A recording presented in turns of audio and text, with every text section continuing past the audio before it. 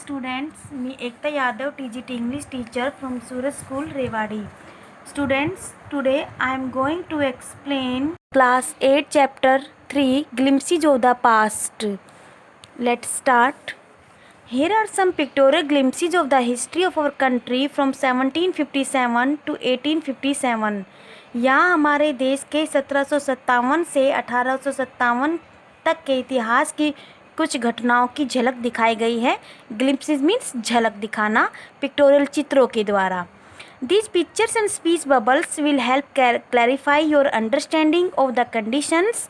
ये पिक्चर, ये तस्वीरें और भाषणों के जो अंश, बबल्स मीन्स अंश, आपको उन परिस्थितियों को अच्छी तरह समझने में सहायता करेंगे. That led to the event known as the First War of Independence in 1857, जो 1857 के प्रथम स्वतंत्रता संग्राम के लिए उत्तरदायी थी. First of all, we will read about the martyrs. Martyr means शहीद. At a function in Delhi, Delhi में एक समारोह में, you are looking in this picture that a lady is singing a song and she is Lata Mangeshkar. As you know, Lata Mangeshkar is a famous singer and she is singing a song. O my country man, ए मेरे वतन के लोगों, ए मेरे देशवासियों, let your eyes fill with tears, अपनी आँखों में आंसू भर लो. As you recall the sacrifices of India martyrs, और अपने देश के शहीदों की कुर्बानियों को याद करो. Second, the company's conquest, company का विजय अभियान. With its superior weapons, the British East India Company was extending its power in 18th century India. 18वीं शताब्दी में अपने विशिष्ट हथियारों का प्रयोग करके ब्रिटिश ईस्ट इंडिया कंपनी अपनी शक्ति बढ़ा रही थी. You are looking a map hair.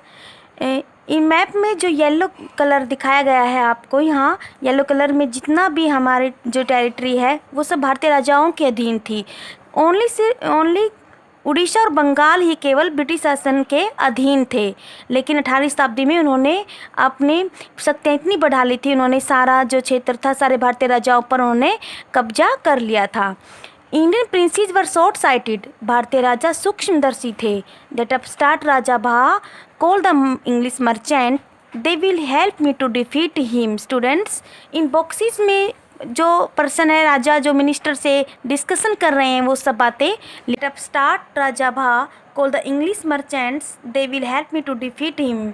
राजा भा, अभी जाओ अंग्रेज व्यापारियों को बुलाओ, वे उसे हराने में मेरी सहायता करेंगे. The people had no peace due to such constant fights, इन निरंतर लड़ाइयों के कारण लोगों को राहत नहीं मिल रही थी. The rivalries help the East India Company and it could easily subdue Indian princes one by one. Rivalries means प्रतिद्वंदी, यानी एक दूसरे का विरोधी होना. जो भारतीय राजा एक दूसरे के विरोधी थे, उन्होंने ईस्ट इंडिया कंपनी की सहायता की और इससे जो भारतीय राजकुमार थे वो एक एक करके सब अंग्रेजों के अधीन होते चले गए. सबड्यू मीन्स अधीन होना. A far-seeing ruler like the brave Tipu of Mysore fought the British till he died fighting. Mysore का टीपू जैसा दूरदर्शी और बहादुर शासक मरते दम तक अंग्रेजों से लड़ता रहा. उसके बाद जो पीपल आपस में डिस्कशन कर रहे हैं, बॉक्स में जो लाइन लिखी गई हैं वो डिस्कशन है. Thank God there is peace in the country now, भगवान का शुक्र है अब हमारे देश में शांति है. No more wars and no looting by thugs, अब ना युद्ध हो रहे हैं और ना ही ठगों के द्वारा लूटपाट हो रही है. It is God who sent the British, ये भगवान ही है जिन्होंने अंग्रेजों को भेजा है. Our destiny is linked with them, हमारी किस्मत, हमारा भाग्य जो है इनके साथ जुड़ा हुआ है. How did Indian react to these conquests, जो विजय के कारण के बाद जो भी भारत की प्रतिक्रियाएं हुई वो क्या प्रतिक्रिया थी, कैसे हुई. The white man has killed और डिथ्रोन्ड आवर किंग्स, अंग्रेजों ने या तो हमारे राजाओं को मार दिया है या उनको सिंहासन से हटा दिया है. डिथ्रोन्ड मीन्स शासन से हटा देना. Some kings were not good, कुछ राजा अच्छे नहीं थे. But after all they were of this land, किंतु फिर भी वे इसी देश के थे. Now we have become slaves of foreigners, अब हम इन विदेशियों के दास बन गए हैं.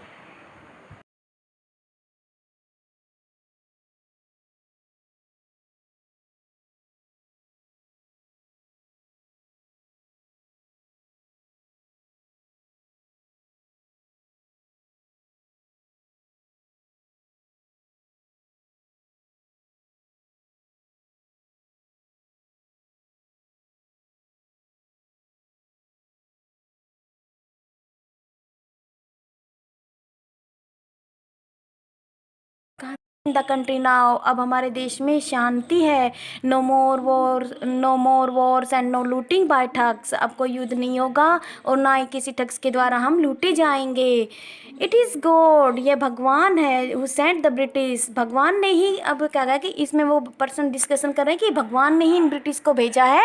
Our destiny linked with them, और हमारी जो किस्मत है वो इनसे और वो इनके साथ जुड़ी हुई है।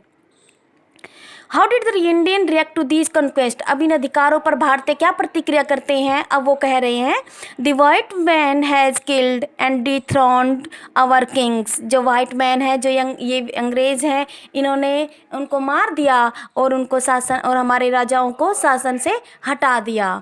सम किंग्स वर नॉट गुड, कुछ राजा अच्छे नहीं थे, but after all they were of this land, लेकिन फिर भी वो अपनी भूमि के लिए मारे गए। Now we have become slaves of foreigners, अब हम इन विदेशियों के दास बन गए हैं।